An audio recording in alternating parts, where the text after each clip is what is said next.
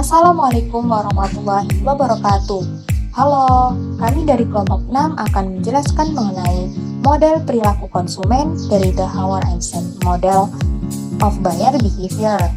Sebelumnya kenalin nih, tim anggota kelompok kami. Yang pertama ada Safira Madia dengan NIM A1A020049, Omar Muhammad Arafli A1A021069, Dia Nur Safitri A1A020064, Hesti Nur Alia A1A021082, dan Arga Anundaya Ampodo A1A021086.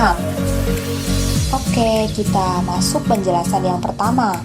The Howard Einstein Model of Buyer Behavior. Model ini menunjukkan suatu proses dan variabel seperti persepsi, belajar, dan sikap yang mempengaruhi perilaku konsumen sebelum dan sesudah terjadinya pembelian. Tujuan model ini adalah untuk menjelaskan bagaimana konsumen membandingkan dan memilih satu produk yang sesuai dengan kebutuhannya.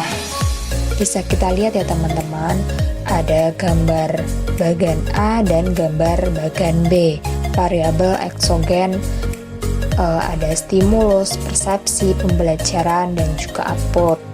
Dari model teori yang sudah dijelaskan di atas, terdapat dua proses pada variabel eksogen. Yang pertama ada perceptual process atau proses pengamatan, dan yang kedua ada learning process atau proses belajar.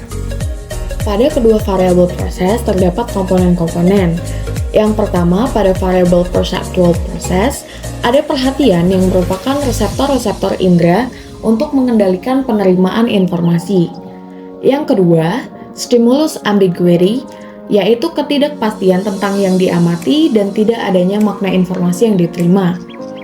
Yang ketiga, perceptual bias, yaitu suatu distorsi dari informasi yang diterima. Dan yang terakhir, ada oversearch atau penelusuran nyata, yaitu penelusuran informasi secara aktif.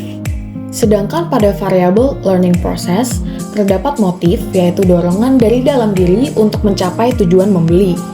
Yang kedua, ada choice criteria, yaitu seperangkat motif yang berhubungan dengan tingkat produk yang menjadi pertimbangan. Yang ketiga, ada brand comprehension atau pemahaman merek, yaitu pengetahuan tentang berbagai merek barang yang akan dibeli. Yang keempat, ada attitude, yaitu kesukaan kepada merek yang didasarkan atas kriteria memilih.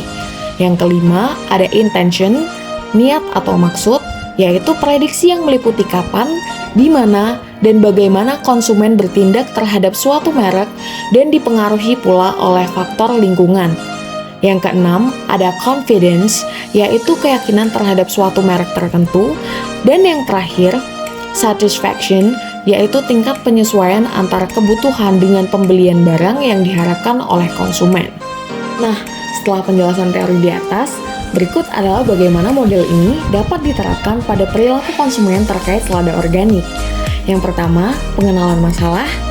Konsumen mungkin mengalami masalah atau kebutuhan yang memicu pertimbangan untuk membeli selada organik. Misalnya, konsumen mungkin memiliki kekhawatiran terkait kesehatan dan ingin mengonsumsi makanan yang lebih sehat. Yang kedua, pertimbangan informasi. Setelah mengidentifikasi masalah atau kebutuhan, konsumen akan mulai mencari tahu informasi tentang selada organik.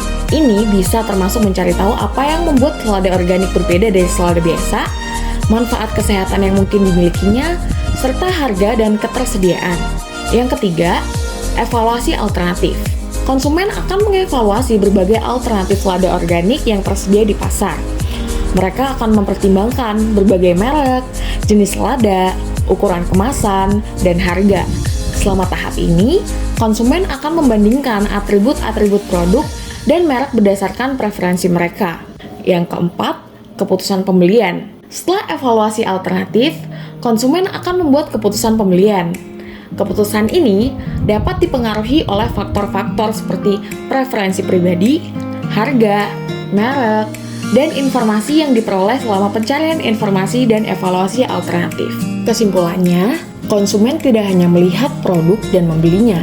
Mereka melalui proses yang lebih kompleks dengan menerima informasi, memprosesnya, dan kemudian membuat keputusan pembelian berdasarkan berbagai faktor. Ini penting untuk para pemasar karena memahami tahap-tahap untuk membantu mereka mengarahkan upaya mereka dalam mempengaruhi keputusan pembelian konsumen. That's enough for our video. Thank you. See you next time.